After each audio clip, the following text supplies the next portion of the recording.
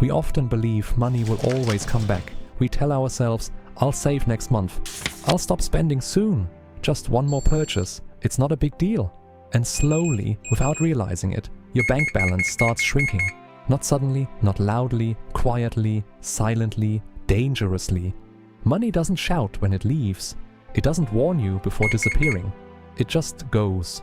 And one day, you wake up and realize you've been working for years, but have nothing to show for it. In today's world of online shopping, instant payments, flash sales and lifestyle pressure, it has become incredibly easy to waste money. You don't even feel it. One click, one swipe, one small treat. But those small amounts turn into big losses. We protect our phones, we protect our passwords, we protect our image, but we don't protect our money. Yet money controls your freedom, your stress, your choices, your future. What you do with your money today decides how you will live tomorrow. Today's story is not about being rich, it's about not becoming broke.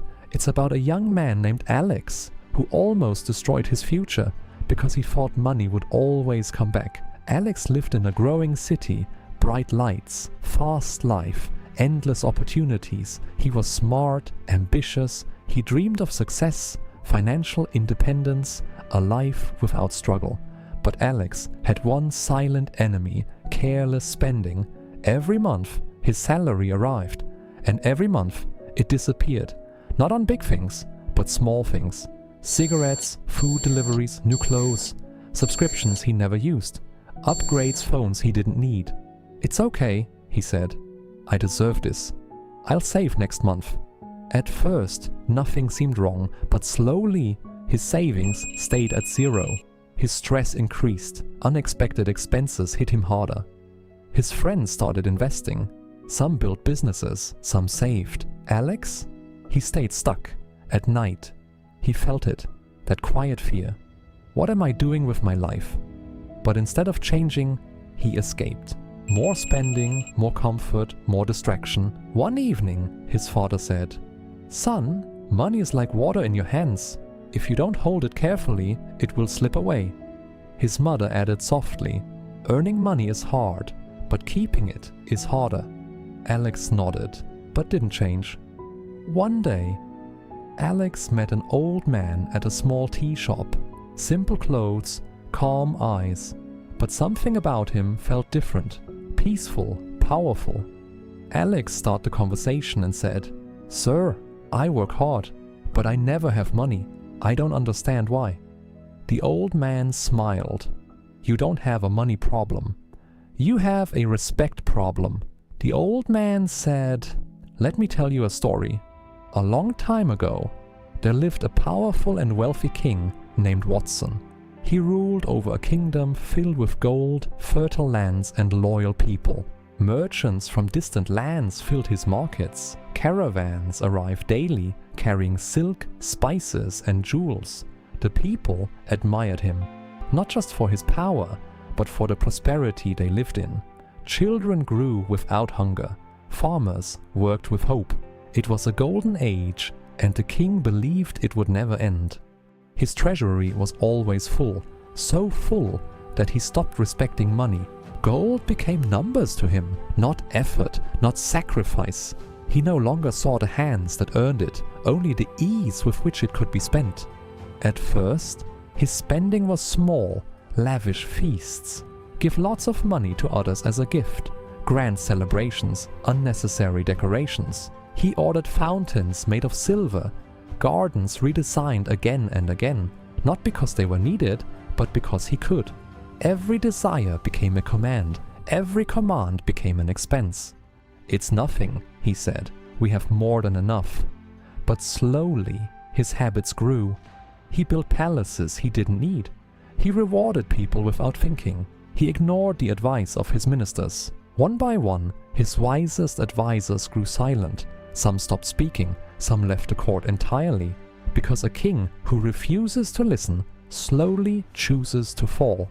One day, his wisest advisor came to him and said, "Your Majesty, wealth is not destroyed in one day.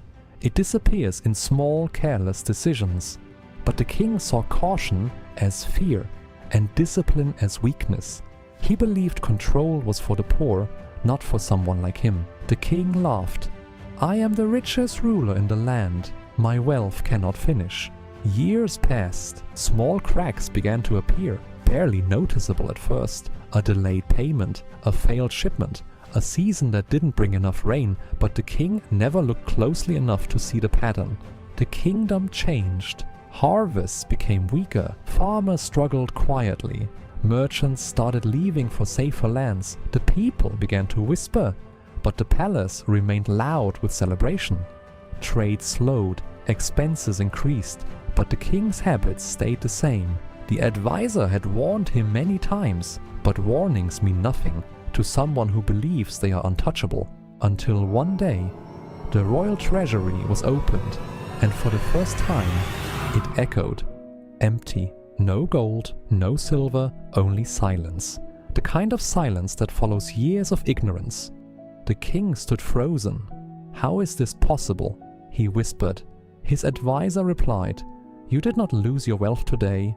You lost it slowly. Every day you chose comfort over control." The king tried to recover. But desperation makes poor decisions worse. Each step he took to fix the damage created new problems, because recovery requires discipline, the very thing he had ignored for years. He raised taxes, he sold land, he cut expenses, but it was too late, because money, once wasted without respect, does not return easily. The old man looked directly into Alex's eyes and said, "The king had power, he had wealth, he had time, and he lost all three, not in a moment, but in choices he believed didn't matter. Even a king can become poor if he does not respect his money." Alex felt something break inside.